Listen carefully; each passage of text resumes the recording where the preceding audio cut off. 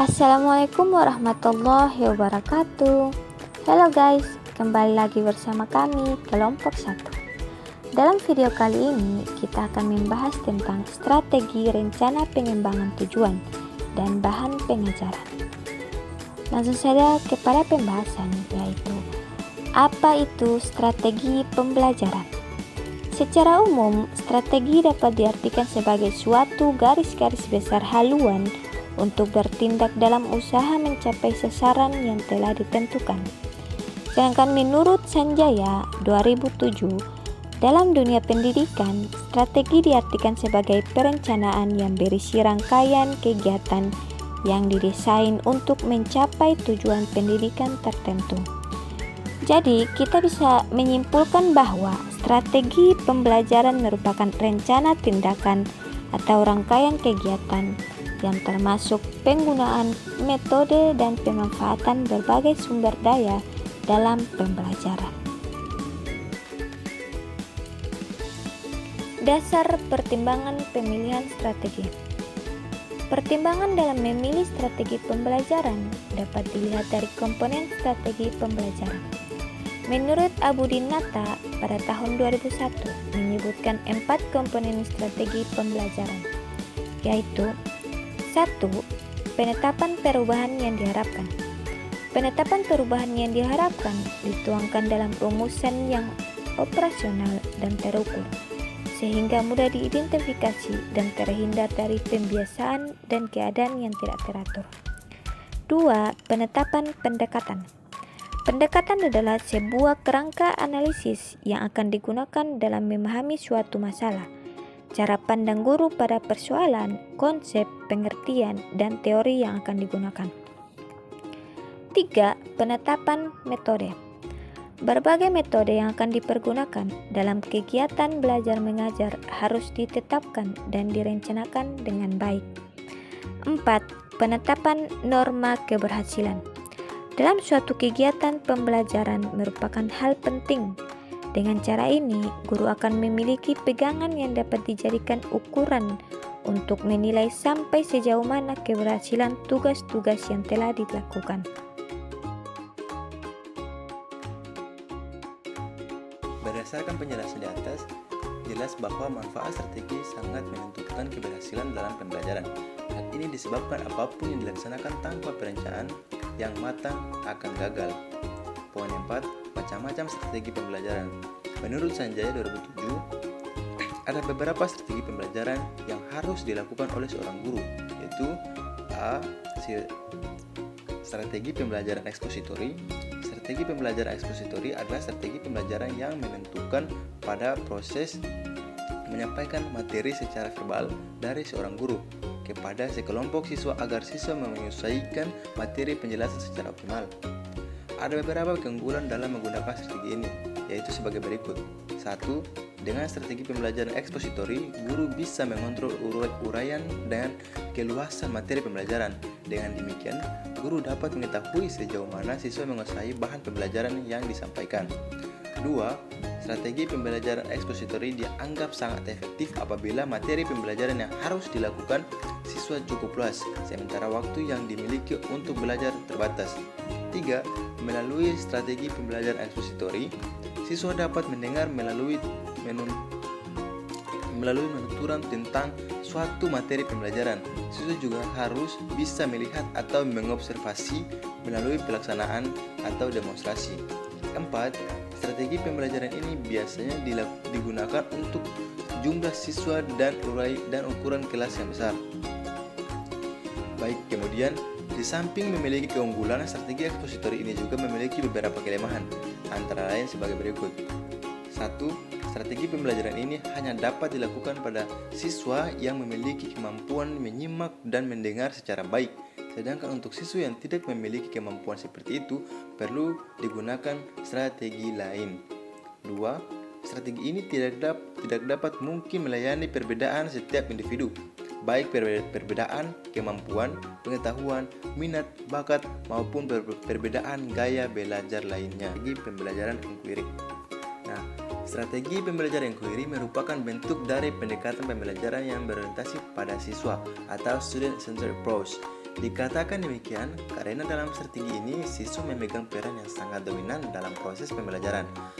Ada pula siklus strategi inquiry ini antara lain 1. Observasi, 2. Bertanya, 3. Mengajukan dugaan, 4. Pengumpulan data, dan 5. Penyimpulan. Nah, metode pembelajaran inquiry ini merupakan strategi belajar yang banyak dianjurkan karena strategi memiliki beberapa keunggulan. Di antaranya, 1. Merupakan strategi pembelajaran yang menekankan kepada pengembangan aspek kognitif, efektif, dan psikomotorik secara seimbang, sehingga pembelajaran melalui strategi ini dianggap lebih bermakna. 2. Dapat memberikan ruang kepada siswa untuk belajar sesuai dengan gaya belajar mereka. 3. Sesuai dengan perkembangan psikologis belajar modern yang menganggap belajar sebagai proses perubahan tingkah laku berkat adanya pengalaman. Nah, di samping memiliki keunggulan, strategi pembelajaran inquiry juga mempunyai beberapa kelemahan. Di antaranya, 1. Kegiatan dan keberhasilan siswa akan sulit terkontrol. 2. Sulit dalam merencanakan pembelajaran karena terbentuk dengan kebiasaan siswa dalam belajar. 3. Kadang-kadang dalam mengimplementasikan memerlukan waktu yang panjang, sehingga guru sulit menyesuaikan dengan waktu yang ditentukan. Komponen umum metode inquiry terbagi atas 4 bagian. Yang pertama, question. Pembelajaran dimulai dengan sebuah pertanyaan pembuka yang memancing rasa ingin tahu atau kekaguman siswa akan sesuatu fenomena. Yang kedua, student engagement. Dalam metode inquiry, keterlibatan aktif siswa merupakan keharusan, sedangkan peran guru adalah sebagai fasilitator. Yang ketiga, comparative interaction. Siswa diminta untuk berkomunikasi, bekerja berpasangan atau dalam kelompok, dan mendiskusikan berbagai gagasan. Dalam hal ini, siswa bukan sedang berkompetisi. Yang keempat, performance evaluation. Dalam menjawab permasalahan, siswa diminta untuk membuat sebuah produk yang dapat menggambarkan pengetahuannya mengenai permasalahan yang sedang dipecahkan. Alasan penggunaan metode inquiry.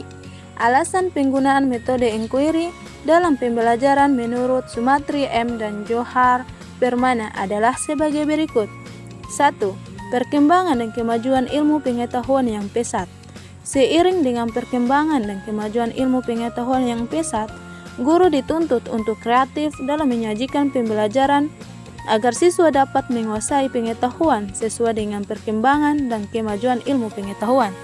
Yang kedua, belajar tidak hanya diperoleh dari sekolah, tetapi juga dari lingkungan.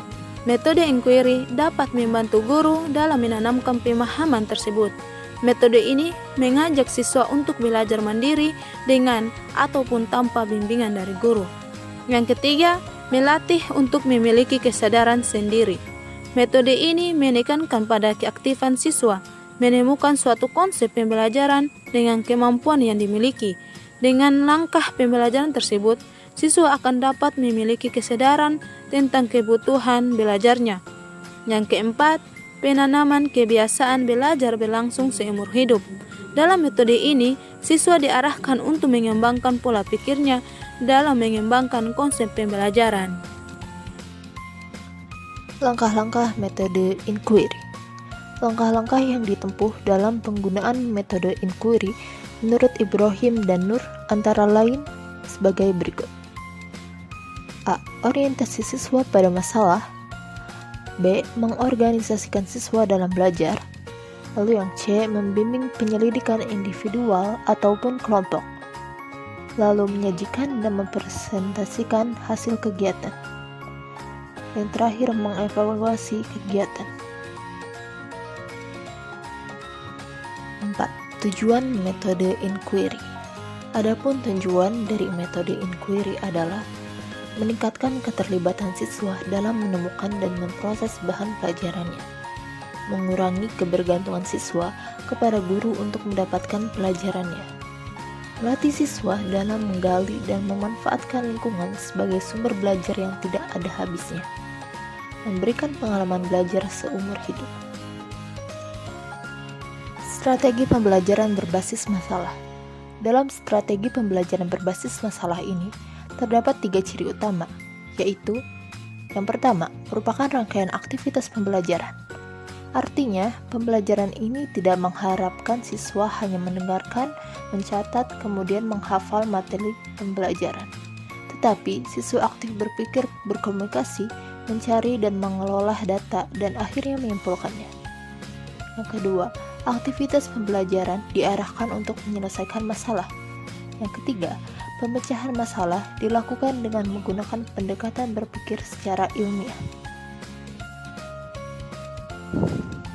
D. Strategi pembelajaran peningkatan kemampuan berpikir. Strategi pembelajaran ini menekankan pada kemampuan berpikir siswa. Dalam pembelajaran ini, materi pelajaran tidak disajikan begitu saja kepada siswa, tetapi siswa dibimbing untuk proses menemukan sendiri konsep yang harus dikuasai melalui proses dialogis yang terus-menerus dengan memanfaatkan pengalaman siswa. Model strategi pembelajaran ini bertumpu pada pengembangan kemampuan berpikir siswa melalui telaahan fakta atau pengalaman siswa sebagai bahan untuk memecahkan masalah yang diajarkan. Strategi pembelajaran kooperatif.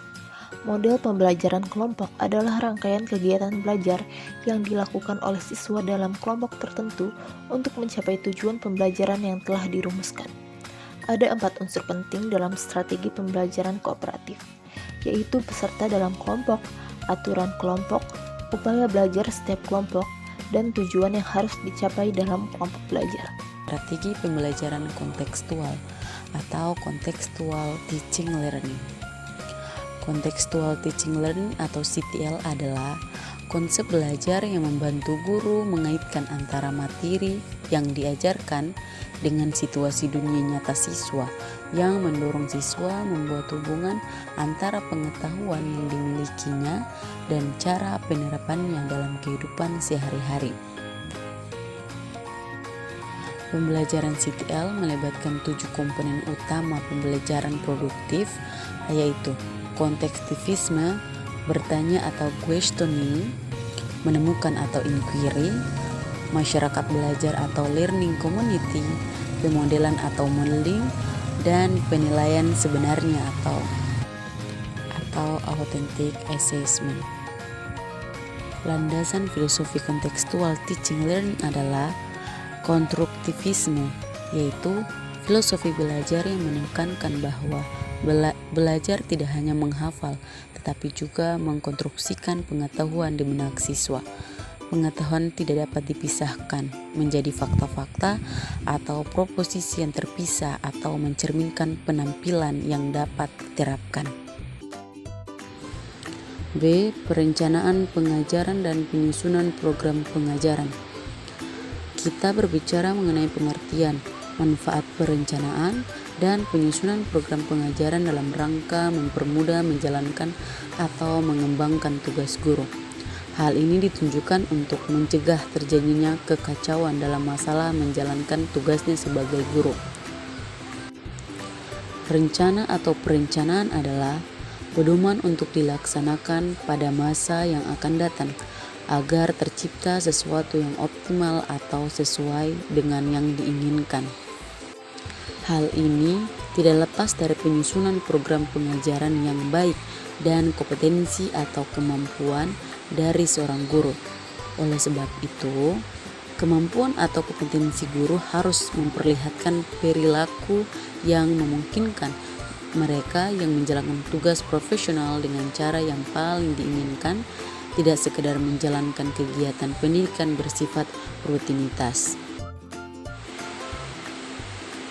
1. Pengertian perencanaan pengajaran. Perencanaan atau rencana atau biasa disebut planning saat ini telah dikenal oleh hampir setiap orang. Kita mengenal rencana pembangunan, perencanaan pendidikan, dan sebagainya.